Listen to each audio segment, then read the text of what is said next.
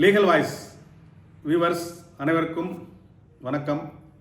நம்ம சேனலில் நியோமேக்ஸ் வழக்கின் அப்டேட்டுகளை தொடர்ந்து பார்த்துட்ருக்கோம். அந்த வகையில் இன்று சென்னை உயர்நீதிமன்றத்தில் மதுரையில் தாக்கல் செய்யப்பட்ட பெயில் கேன்சலேஷன் வழக்குகள், ஜாமீன் ரத்து வழக்குகள், அதில் சொத்துக்களை ஏலம் விடணும் அப்படின்ற ஸ்டேஜ், அதாவது அசையும் சொத்துக்கள், காரு, பைக்கு, சரக்கு வாகனங்கள், லாரி மற்றும் தங்கம், வெள்ளி அதெல்லாம் ஏலம் விடணும்னு சொல்லி போன தடவை பேசியிருந்தோம். அதன் தொடர்ச்சியாக இன்று அந்த மதுரை உயர்நீதிமன்ற கிளையின் வழக்கு சென்னையில் விசாரணைக்கு வந்தது. அதில் 31/10/2025 அதோட அந்த ஏலத்திற்கான கவர்கள், அவங்களோட ஏலத்தொகை கேட்பு கவர்கள் வந்து சேர்ந்துருக்கணும். அது எஸ்பி EOW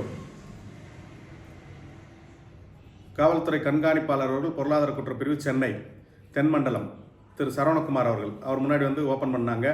அதை IG அவர்கள் தலைமையில் ஓப்பன் பண்ணி அது ஃபுல்லாக வீடியோ எடுத்து வச்சுருக்காங்க. அந்த கவர் ஃபுல்லாக ஓப்பன் பண்ணதை. அதில் ஒரு 2 வீலருக்கு மட்டும் யாரும் ஏலம் கேட்கவில்லை.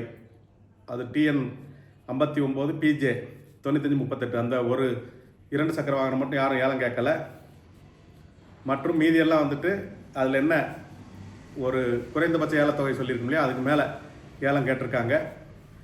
ஒரு இன்னோவா கிறிஸ்டா அது மட்டும் அவங்க ஃபிக்ஸ் பண்ண வேல்யூவோட, அதில் குறைந்தபட்ச ஏலத்தொகை சொல்லிப்போம், அதோட கம்மியாக கேட்டிருக்காங்க.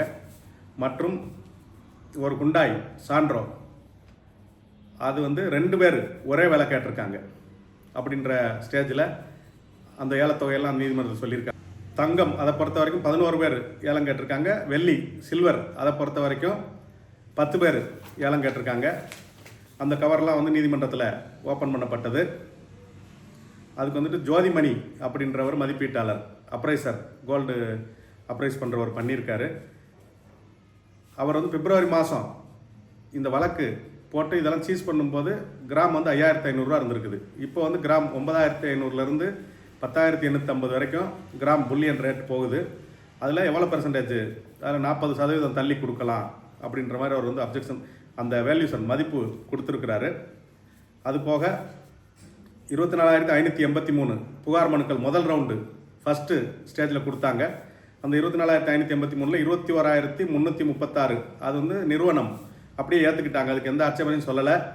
3,247 மனுக்களுக்கு மட்டும் அவங்க ஆட்சேபனை தெரிவிச்சிருக்காங்க அப்படின்னு பப்ளிக் ப்ராசிக்யூட்டர் திரு முனியப்பராஜ் அவர்கள் நீதிமன்றத்தில் தெரிவிச்சிருக்காரு. அது போக ஏலம் கேட்டவங்க பார்த்தீங்கன்னா Amarnath, Ramakrishnan, CNG brothers, Venkatanarayana, SNR இவங்க தான் எல்லா சொத்துக்களுக்கும் தொடர்ந்து ஏலம் கேட்டிருக்காங்க. அதனால் இவங்களுக்குள்ள ஒரு உள்கூட்டு கொல்யூஷன் இருக்குது அப்படின்ற மாதிரி சொன்னார். அது நமக்கு தேவையில்லை. நீதியரசர் என்ன சொல்கிறாருன்னா, அது நமக்கு தேவையில்லை, நம்ம சொன்ன விலையை விட அதிகமாக கேட்டிருக்காங்களா, அப்போ அதை கன்ஃபார்ம் பண்ணிடலாம் அப்படின்ற மாதிரி சொல்லியிருக்காரு. அப்போ அந்த மாருதி வெஹிக்கிள்ஸ் மட்டும், எர்டிகா, செலீரியோ, ஷிஃப்ட்டு இது மாதிரி அந்த மாருதி நிறுவனத்தை சேர்ந்த வாகனங்கள்லாம் கொஞ்சம் நல்ல விலைக்கு போயிருக்குது. மீதி எல்லாம் என்ன அந்த குறைந்தபட்ச ஏலத்தொகை இருக்குது, அதுலேருந்து 5,000 10,000 மட்டும் எக்ஸ்ட்ரா வச்சு கேட்டு அவங்க வாங்கியிருக்காங்க. அது மாதிரி அந்த ஏலத்துக்கு இது வந்திருக்குது. இது எல்லாமே கன்ஃபார்ம் பண்ணலான்னு சொல்லிட்டாரு. அவங்களுக்கு இந்த வாகனங்கள் ஆட்சேபனை இல்லை, நோ அப்ஜெக்ஷன் 21 வாகனங்களுக்கு ஆட்சேபனை இல்லை அப்படின்னு சொன்னதுனால அந்த 21 வாகனங்களுக்கு டிஓ செட்டு ட்ரான்ஸ்ஃபர், அந்த பேர் மாற்றுறதுக்கான ஆவணங்கள் எல்லாம் இருந்தால் அவங்களுக்கு அதை கொடுத்துருங்க. இந்த ஏலத்தை உறுதிப்படுத்தி அவங்களுக்கு அந்த வாகனத்தை கொடுத்துட்டு மீதி பணத்தை வாங்கிட்டு அவங்களுக்கு அந்த நேம் மாற்றுறதுக்கான ஃபார்ம்ஸ் எல்லாம் கொடுத்து அனுப்பிடலாம் அப்படின்னு சொல்லி அதை கன்ஃபார்ம் பண்ணிட்டாங்க. இன்னோவா கிறிஸ்டாவை பொறுத்த வரைக்கும் அவங்க சொன்ன விலையோட, அதில் குறைந்தபட்ச ஏலத்தொகை என்ன ஃபிக்ஸ் பண்ணியிருக்காங்களோ அதோட கம்மியாக கேட்டிருக்காங்க. 19 லட்ச ரூபா இவங்க ஃபிக்ஸ் பண்ணியிருக்காங்க வேல்யூவர். ஆனால் 16 லட்ச ரூபாய்க்கு தான் கேட்டிருக்காங்க. அதனால் அதை மீண்டும் மறு ஏலம் விடணும். ஆனால் மீண்டும் மறு ஏலம் விடுறதுக்கு இன்னொரு வாட்டி பேப்பர்லலாம் விளம்பரம் கொடுக்க வேண்டிய அவசியம் இல்லை. பேப்பரில் விளம்பரம் கொடுக்காமல் EOW வெப்சைட்டில் மட்டும் கால்ஃபார் பண்ணி அதை கொடுத்துடலாம் அப்படின்னு சொல்லிட்டாரு. அதில் 6 வாகனங்கள் மட்டும்தான் அந்த நிறுவனத்தின் இயக்குநர்கள் வாகனங்கள், மீதி எல்லாம் வெளியாட்கள் வாகனங்கள் அப்படின்னு சொல்லும்போது, இருந்தாலும் அவங்ககிட்ட எல்லாத்தையுமே டிஓ செட்டும் நோ அப்ஜெக்ஷனும் நம்ம வாங்கிட்டோம் அப்படின்னு பிபி சொல்லிட்டாரு. அதனால் அதை பொறுத்த வரைக்கும் அதை ஏலத்தை கன்ஃபார்ம் பண்ணிடுறாங்க. இன்னோவா கிறிஸ்டாவை பொறுத்த வரைக்கும் மீண்டும் மறு ஏலம் வரும். அது அந்த வேல்யூ நல்லா போகுமே, அது ஏன் போக மாட்டேங்குது இன்னோவா கிறிஸ்டான்லாம் ஜட்ஜு கேட்டிருந்தாரு. அது போக இந்த 3 வாகனங்கள் வந்து குறைஞ்ச விலைக்கு போகுது. இன்னோவா கிறிஸ்டா அது வந்து TN 69 AS 005 அது வந்து ஃபேன்சி நம்பரு. அப்புறம் ஹுண்டாய் அல்கசார் அது வந்து TN 63 BR 5000. அது எவ்வளோ கேட்குறாங்கன்னா 14,58,000 அப்படின்னு வேல்யூ ஃபிக்ஸ் பண்ணியிருக்காங்க. ஆனால் 10 லட்சம் தான் கேட்குறாங்க அவங்க கேட்டவங்க. அதனால் அதுவும் கொடுக்கல, அதுவும் திரும்ப மறு ஏலம் விடணும். இதுக்கெல்லாம் வெப்சைட்டில் மட்டும் போட்டுட்டு பண்ணிடுவாங்க. இன்னொரு வாகனம் TN 64D 2046 அந்த ஒரு வாகனம் இருக்குது. அதுபோல் சான்றோ 2 பேர் கேட்டதுனால அவங்க 2 பேரை மீண்டும் கூப்பிட்டு 10 நாட்களுக்குள் 7 நாட்களிலிருந்து 10 நாட்களுக்குள் அந்த 2 பேரை மட்டும் மீண்டும் கூப்பிட்டு அவங்களுக்கு வச்சு ஏலம் வச்சு முடிச்சிடலாம். அவங்க 2 பேரும் அதிக விலை, அதில் யார் அதிக விலை கேட்குறாங்களோ அவங்களுக்கு கொடுத்துடலாம். அதுபோல் இண்டிகா CS ஒரு வண்டி இருக்குது. அது வந்து ஒரே ஒருத்தர் தான் கேட்டிருக்காரு, இன்னொருத்தர் ஏலம் கேட்கல. குறைந்தபட்சம் ஒரே ஆள் தான் ஏலம் கேட்டிருக்காரு. அதனால் அது கொடுக்கலாமா வேண்டாமா நிறுவனத்துக்கு கேட்கும்போது நிறுவன தரப்பு வழக்கறிஞர் அதுக்கு ஆட்சேபனை இல்லை கொடுத்துருங்கன்னு சொல்லிட்டாரு. அப்புறம் இந்த பணத்தெல்லாம் வாங்கி காம்பிடென்ட் அத்தாரிட்டி வைக்கணும், அது டேன்பிட் கோர்ட்டில் வைக்கணும் அப்படின்னு சொல்லும்போது நான் சொன்ன சட்டத்தில் டேன்பிட் ஆக்ட் சட்டத்தில் எந்த வழக்கு இருக்கோ அந்த ஒவ்வொரு வழக்குக்கும் தனித்தனி அக்கௌண்ட் ஆரம்பித்து அந்த அக்கௌண்ட்டில் நீங்கள் டெபாசிட் பண்ணணும்னு நான் ஆர்கியூ பண்ணேன். அது வந்து பிபி சொல்லிட்டார். அப்போ இந்த வழக்குக்கு பேர் நியோமேக்ஸ் பேரில் தனியாக ஒரு அக்கௌண்ட் ஆரம்பிச்சிட்டோம், அதனால் நாங்கள் அந்த செப்பரேட் அக்கௌண்ட் இந்த நேம் ஆஃப் நியோமேக்ஸ் அப்படின்னு சொல்லிட்டாரு. அதுக்கப்புறம் அந்த தங்கம் மற்றும் வெள்ளி மற்றும் வாகனங்கள் அதில் வந்து 3 பேர் ஆட்சேபனை தெரிவிச்சிருக்காங்க. ஃபைனான்ஸை பொறுத்த வரைக்கும் 2 ஃபைனான்ஸு, ஸ்ரீராம்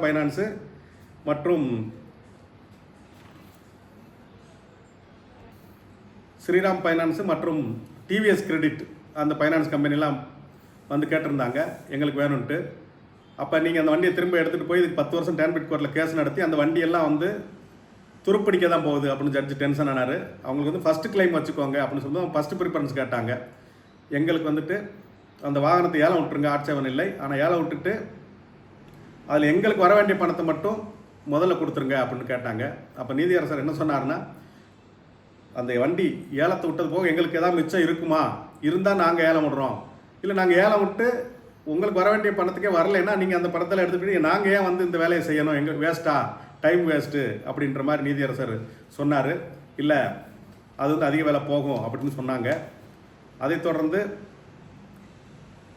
தங்கம் மற்றும் வெள்ளி அதற்கு ஆட்சேபனைகள் வந்து 3 பேர்,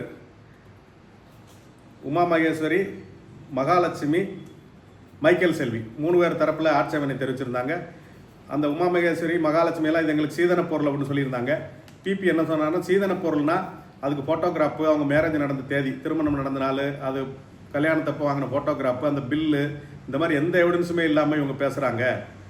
அதுபோக இவங்க வந்து வாகனத்தை திரும்பி வாங்கியிருக்காங்க, ரிட்டர்ன் ஆஃப் ப்ராப்பர்ட்டி டேன்பிட் கோர்ட்டில், அதாவது சிறப்பு நீதிமன்றத்தில். அதில் வந்து வாகனத்துக்கு மட்டும்தான் போட்டிருக்காங்களே, தங்கம் வெள்ளிக்கு போடலை. அதுபோக தோடு, கம்மல், மூக்குத்தி, வளையல் அப்படி தனித்தனியாக சொல்லலை. அதனால் அவங்க வந்து கிளைம் வந்து ஜெனியூன் இல்லை. இன்னொன்று வந்து இது ப்ரொசீட்ஸ் ஆஃப் கிரைம், அந்த மக்கள்கிட்ட வசூல் பண்ண பணத்திலிருந்து வாங்கின சொத்துக்கள் தான் இதெல்லாம். இது வந்து வீரசக்தியோட மனைவி, அவங்க வந்து மேஜர் டைரக்டரு உமா மகேஸ்வரி அப்படின்லாம் சொன்னாங்க. சொன்னதுக்கப்புறம் அந்த மனுதாரர்கள் தரப்பு வழக்கறிஞர் வந்துட்டு இது எங்களுக்கு டிஃபெண்ட் பண்ணுறதுக்கு எங்கள் பக்கம் ஆதாரம் இருக்குது, இது வந்து நாங்கள் இதுக்கு ஆவணங்களை தாக்கல் செய்கிறோம், கூடுதல் ஆவணங்களை வந்து தாக்கல் செய்கிறோம், அந்த பில்லு அது மாதிரி கூடுதல் ஆவணங்களை தாக்கல் செய்கிறோம், அதனால் எங்களுக்கு கொடுக்கணும் அப்படின்னு பேசும்போது பிபி வந்து இது ப்ரொசீட்ஸ் ஆஃப் கிரைம் மூலமாக வந்தது. இவங்க அக்யூஸ்டாக இருக்காங்க. மைக்கேல் செல்வி வந்து அக்யூஸ்டு, மைக்கேல் செல்வி வந்து எதிரி. அவங்க வந்து இந்த வழக்கின் எதிரி மைக்கேல் செல்வி.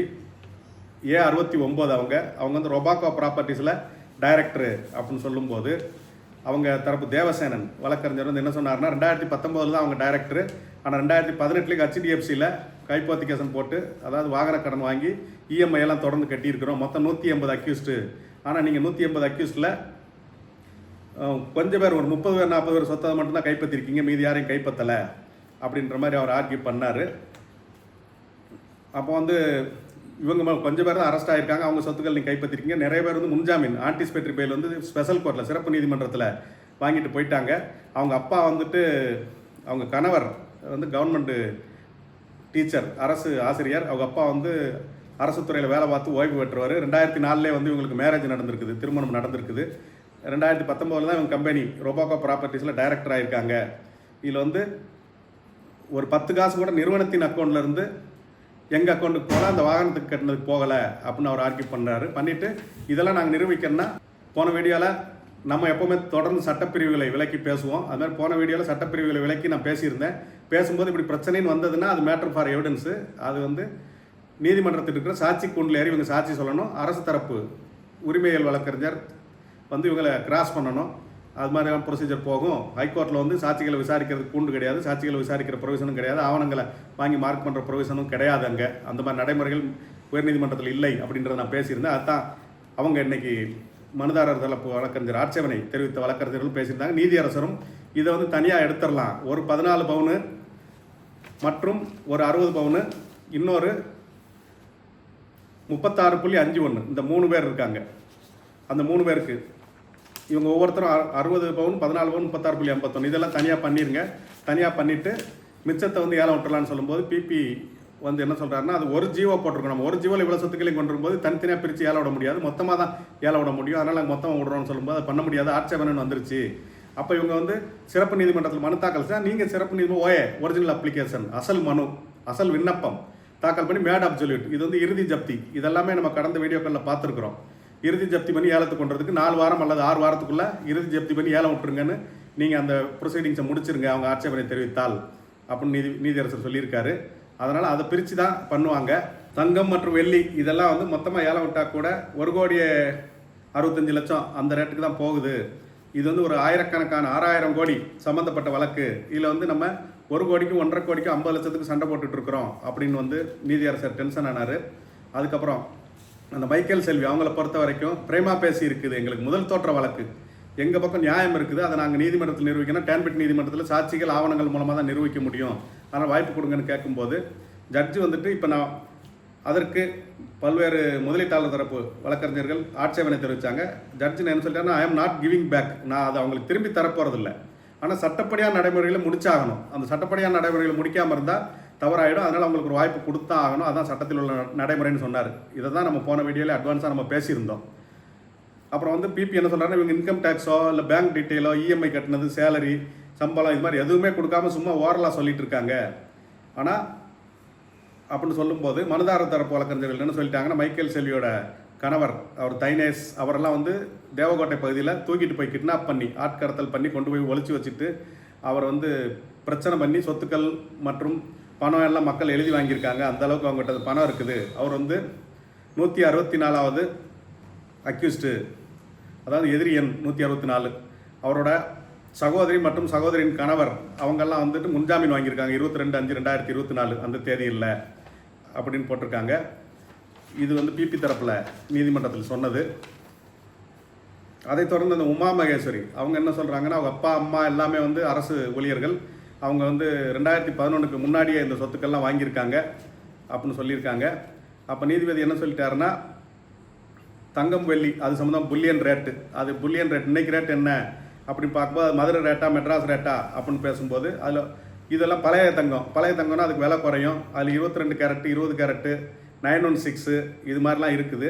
நீங்கள் புல்லியன் ரேட்லேருந்து மேலே கேட்க மாட்டாங்க, புல்லியன் ரேட்டில் கீழே தான் கேட்பாங்க. ஏன்னா இவங்க ஏலம் எடுத்துட்டு அதை கொண்டு விற்கணும். அப்போ சில கணக்கு எல்லாம் பார்க்கப்பட்டது நீதிமன்றத்தில். அதில் 1,97,49,000 அந்த மாதிரிலாம் பார்த்தாரு ஜட்ஜு. அதாவது 100 கோல்டு இருப்பு வந்து எவ்வளோ இருக்குன்னா 1739.80 கிராம்ஸு, அதாவது 1 கிலோ 739 கிராம் 0.80 கிராம் அது இருக்குது. அதுக்கு வேல்யூ பார்த்தீங்கன்னா 1,97,49,000 அதெல்லாம் இன்றைக்கி ரேட்டு அப்படின்னு சொல்லும்போது இன்றைக்கி ரேட்டுக்கு அவங்க எடுக்க முடியாது.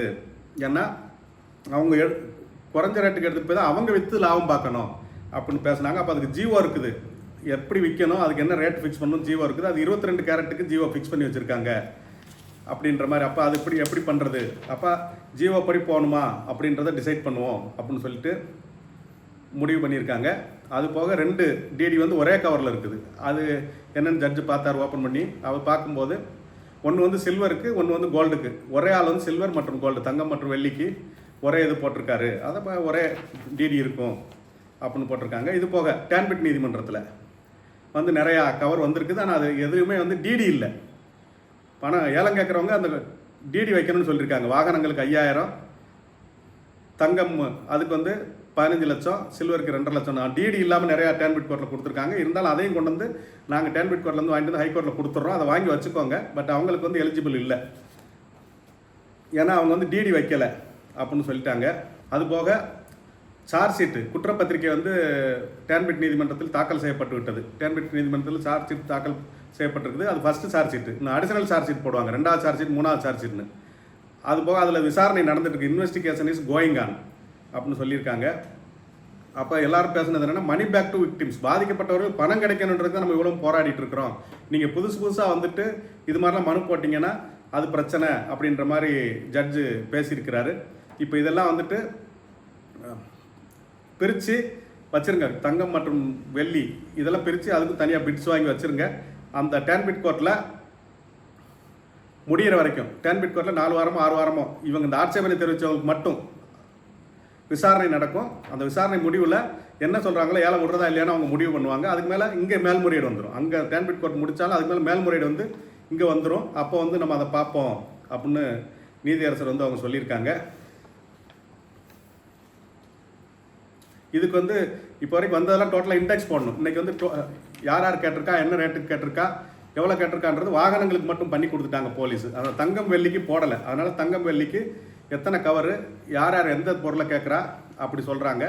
அப்போ அது போக மொத்தமாக நாங்கள் உடனும் தனித்தனியாக விட முடியாதுன்னு சொல்லும்போது, நான் ஏற்கனவே பேசியிருக்கிறேன், சீசர் மகசர் தனித்தனியாக ஒருத்தர் வீட்டில் மைக்கேல் செல்வி வீட்டில் கைப்பற்றா தனி மகசராக தான் இருக்கும். தனி கவரில் போட்டு மைக்கேல் செல்வி சொத்துக்கள் தான் வச்சுருப்பாங்க. மகாலட்சுமி அப்படின்னா மகாலட்சுமிக்கு தனி கவர், அதில் தங்கம் வெள்ளி அதெல்லாம் ஒரே கவரை போட்டு அதுக்கு ஒரு மகசர் இருக்கும். உமா மகேஸ்வரி அது ஒரு, அதை மட்டும் பிரிச்சுருங்க, மீதியெல்லாம் கொடுத்துடலாம். அதுக்கு அது போக ஏலம் கேட்ட இண்டெக்ஸ், ஏலம் கேட்டவங்களுக்கு பேர், அமௌண்ட்டு, எந்தெந்த இதை கேட்குறாங்க அந்த இண்டெக்ஸு இதெல்லாம் போட்டு அவங்க என்ன விலை கேட்குறாங்க அதெல்லாம் போட்டு நீங்கள் கொண்டுட்டு வாங்க அப்படின்னு நீதியரசர் சொல்லியிருக்காரு. மேலும் அந்த ரெரா அப்ளிகேஷன் போட்டாங்க. அந்த தரப்பு வழக்கறிஞர் வந்து என்ன சொன்னார்னா, சாஃப்ட்வேருக்கு வந்துட்டு அதாவது ஒரு மென்பொருள் உருவாக்குறதுக்கு 60 நாள் ஆகும் அப்படின்னு சொல்லியிருந்தாங்க. இப்போ ஏற்கனவே 30 நாள் போயிடுச்சு. அதனால் ஒரு டெட்லைன் கொடுக்கணும், ஒரு டேட் சொல்லணும் அப்படின்னு சொல்லியிருந்தாங்க. மேலும் இதை விரைவுபடுத்தணும் அப்படின்னு சொல்லும்போது பிபி பப்ளிக் ப்ராசிக்யூட்டர் என்ன சொல்கிறாருன்னா, இதுக்கு தனியாக டிஎஸ்பி வேலை பார்க்குறாரு. அவர் இன்னைக்கு கோர்ட்டுக்கே வரல, எஸ்பி தான் கோர்ட்டுக்கு வந்திருக்கிறாரு. Superintendent of police, deputy superintendent of police, துணை கண்காணிப்பாளர் வந்து நீதிமன்றத்துக்கு வரல, அவர் வேறு வேலை பார்த்துட்டு இருக்கிறாரு.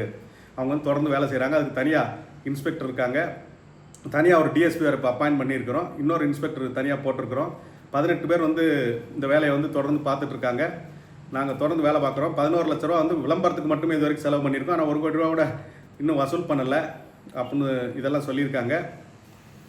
அப்புறம் ஒரு வழக்கறிஞர் வந்து 9ஆம் தேதி வந்த மனுக்களை மெயிலை வந்து ரிஜெக்ட் பண்ணி அனுப்பியிருக்காங்க அப்படின்னு சொல்லும்போது, அது டபுள் என்ட்ரி இருக்கலாம், இல்லை வேறு ஏதாவது இருக்கலாம், யாரையும் ரிஜெக்ட் பண்ண மாட்டோம் அப்படின்னு சொல்லியிருக்காங்க. ஏன்னா நீதியரசர் வந்து என்ன சொல்லியிருக்காரு, 8/10/2025 நைட்டு 11:59 வரைக்கும் வர்றதை வாங்கணும். அது வரைக்கும் புக் பண்ணுறதை, அது வரைக்கும் மெயில் அனுப்பியிருந்தாலும் சரி, அது வரைக்கும் கவர் புக் பண்ணியிருந்தாலும் சரி, ரிஜிஸ்டர் தபால் அதெல்லாம் அதுக்குள்ளே புக் பண்ணியிருக்கணும். 8/10/2025 11:59 அது மறுநாளும் அடுத்த நாள் எப்போ வேலை வந்து சேரலாம்னு சொல்லும்போது 9/11 அன்றைக்கி வந்து ரிஜெக்ட் பண்ணாங்கன்னு ஆர்கியூ பண்ணாங்க. தொடர்ந்து அவங்க 9/11 தான் டெட்லைன் டேட்னு ஆர்கியூ பண்ணாங்க. நான் தான் சொன்னேன் 9/11 வந்து டெட்லைன் கிடையாது, 8/11 தான் நீங்கள் கொடுத்த டைம், கடைசி டைமு. அந்த தேதிக்குள்ளே புக்காக இருக்கணும், அனுப்பப்பட்டிருக்கணும். அது பின்னாடி வந்து சேர்ந்தால் பிரச்சனை இல்லை அப்படின்னு சொல்லும்போது, இல்லை அது ரிஜெக்ட்னே அவங்க எழுதியிருக்காங்கன்னு சொல்லும்போது, பிபி நான் வெரிஃபை பண்ணல, நான் செக் பண்ணி பார்த்துட்டு சொல்கிறேன், நாங்கள் வந்து எதையுமே ரிஜெக்ட் பண்ண மாட்டோம், எல்லாத்தையும் வாங்கி தனியாக வைக்கணும். ஏன்னா பழைய உத்தரவு என்னென்னா அந்த தேதிக்கு பின்னாடி வர்றதை தனியாக வைக்கணும் அப்படின்னு தான் சொல்லியிருக்காங்களே தவிர வாங்கக்கூடாது திருப்பி அனுப்பணும் அப்படின்னு எதுவும் சொல்லலை அப்படின்னு ஒரு ஆர்கியூமெண்ட் நடந்தது. நீதியரசரும் அந்த ஜட்ஜ்மெண்ட் அவர் போட்ட பழைய ஜட்ஜ்மெண்ட்டை திருப்பி பார்த்து, ஆமாம் வாங்கி வச்சுக்கோங்க, தனியாக வச்சுக்கோங்கன்னு சொல்லியிருக்காரு.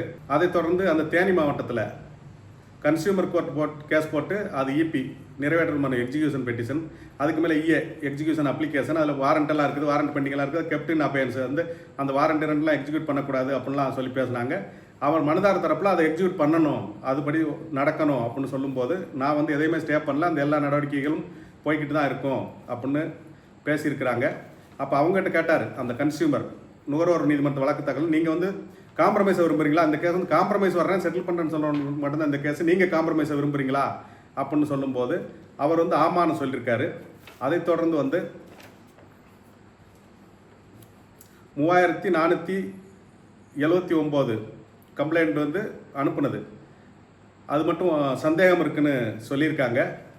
அந்த ஃபஸ்ட் லிஸ்ட்டில் 21,000 பேரை ஏற்றுக்கிட்டாங்க, 3400 சொச்சம் வந்து ஏற்றுக்கலை. அதாவது நிறுவனம் ஆட்சேபனை தெரிவிக்குது. அப்போ அவங்கள வந்து கூப்பிட்டு அவங்ககிட்ட இருக்கிற பாண்டு அவங்கள நேரடியாக வர சொல்லி அவங்கள ஃபோட்டோ எடுத்து அவங்க ID card, Aadhaar card, bank details இதெல்லாம் செக் பண்ணுவோம். இவங்க பணம் அனுப்புனாங்களா அனுப்பலையா அதெல்லாம் பேங்க் டீட்டெயில்ஸ் இதெல்லாம் செக் பண்ணுவோம். இதெல்லாம் செக் பண்ணி பார்த்துட்டு இருந்தால் ஏற்றுக்குவோம், இல்லாட்டி நாங்கள் அதை ரிஜெக்ட் பண்ணிடுவோம் அப்படின்னு சொன்னாங்க. நீதியரசர் அப்போ பாண்டு இதெல்லாம் நீங்கள் பார்த்தாலே தெரியுமானா அது நாங்கள் விசாரிக்கும் போது எங்களுக்கு பார்த்தாலே தெரியும் ஒரிஜினல் எது டூப்ளிகேட் எது அப்படின்னு அதெல்லாமே எங்களுக்கு தெரியும் அப்படின்னு சொல்லியிருக்காங்க. அப்புறம் செகண்ட் லிஸ்ட்டில் வந்து 42,000 பேர் இருக்காங்க அப்படின்னு சொல்லும்போது அந்த டேட்டா என்ட்ரி பண்ணிடுங்க அப்படின்னு நீதியரசர் சொல்கிறார். அதான் வந்து பேர், ஊர், அட்ரஸ், ஃபோன் நம்பர், அவங்க எவ்வளோ பணம் போட்டாங்க அது டேட்டா என்ட்ரி மட்டும் முதல்ல ஏற்றிருங்க அப்படின்னு நீதியரசர் சொன்னார். நிறுவனம் வந்து இவங்க பப்ளிக் ப்ராசிக்யூட்டர் வந்து நிறுவன தரப்பையும் சேர்த்து வச்சு நாங்கள் செக் பண்ணி ஏற்றுறோம் அப்படின்னு சொன்னாங்க. அப்போ நிறுவன தரப்பு வழக்கறிஞர் என்ன சொன்னால், சின்ன இடம் அவங்க ஏற்றும் போதே நாங்கள் கூட இருந்து பார்த்தெல்லாம் பண்ண முடியாது, அவங்க ஏற்றட்டும் அதுக்கப்புறம் நாங்கள் வந்து செக் பண்ணுறோம் அப்படின்னு சொல்லும்போது அப்போ ஏற்கனவே ஏற்றி வச்சிருக்கிறது அப்லோட் பண்ணி வச்சிருக்கிறது சிஸ்டத்தில் அதெல்லாம் நீங்கள் பார்த்து கூட இருந்து சைமல்டேனியஸாக கூட இருந்தே அந்த ஒர்க்குகள் எல்லாம் செஞ்சிடலாம், அது சீக்கிரம் முடிஞ்சிடும் அப்படின்னு சொல்லியிருக்காங்க. இப்போ வந்து 13,500 இது வெரிஃபிகேஷன். இந்த 42,000 13,500 டாக்குமெண்ட்ஸ் வந்து வெரிஃபிகேஷன் பண்ணி ஏற்றிட்டோம் அப்படின்னு அவங்க தரப்பில் சொல்லியிருக்காங்க.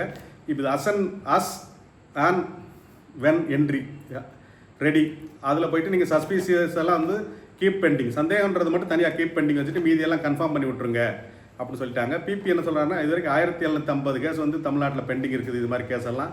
ஆனால் இந்த கேஸுக்கு மட்டும்தான் நாங்கள் வந்து ஒரு 18 ஆஃபீஸர் சப்போர்ட்டு, எம்ப்ளாயி சப்போர்ட்டு ரொம்ப வேகமாக பண்ணிகிட்டு இருக்கிறோம் அப்படின்ற மாதிரி சொல்லியிருக்காரு. அது மாதிரி ஃபஸ்ட்டு ஒரு எக்ஸாம்பிள் ரமேஷ் அப்படின்னு ஒருத்தருக்கு அவர் ஏற்கனவே ஒரு கம்ப்ளைண்ட் கொடுத்துருக்காரு. ஏறி இருக்கா ஏர்லையான்னு பயத்தில் இன்னொரு தபால் அனுப்பிட்டார், இன்னொரு மெயில் அனுப்பிட்டார். நாங்கள் அப்லோட் பண்ணும்போதே சாஃப்ட்வேரை காட்டி கொடுத்துருவோம், சாஃப்ட்வேர் வில் இண்டிகேட், சாஃப்ட்வேரை வந்து இது இருக்குது இல்லைன்னு காட்டி கொடுத்துரும் அப்படின்ற மாதிரி சொல்லியிருக்காங்க. இதை தொடர்ந்து இந்த வழக்கு வந்து மீண்டும் அடுத்த வாரம் திங்கட்கிழமை 10/11/2025 அந்த தேதிக்கு ஒத்திவைக்கப்பட்டிருக்குது. 2 சக்கர வாகனங்கள் இதெல்லாம் ஏலத்தில் விட்டுருவாங்க. ஏலத்தில் விட்டதை இறுதி உத்தரவு பிறப்பிச்சு அவங்களுக்கு வந்து அதை சர்டிஃபிகேட்டோடு கொடுத்து பணத்தை வசூல் பண்ணி டிஆர்ஓ அக்கௌண்ட்டில் கட்டிடுவாங்க. தங்கம் மற்றும் வெள்ளி வந்து தனித்தனியாக பிரித்து எடுத்து அதுக்கு ஒரிஜினல் அப்ளிகேஷன் டேன்பிட் கோர்ட்டில் ஃபைல் பண்ணிடுவாங்க.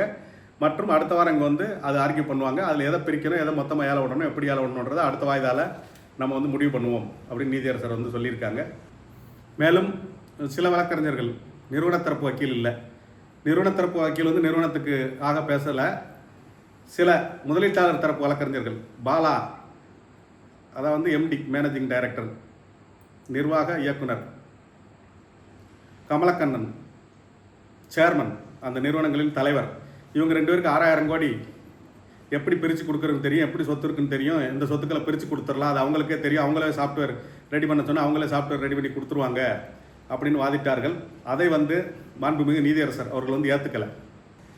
இதை தொடர்ந்து இந்த வழக்கின் அப்டேட்டுகளை தொடர்ந்து பார்ப்போம். நன்றி, வணக்கம்.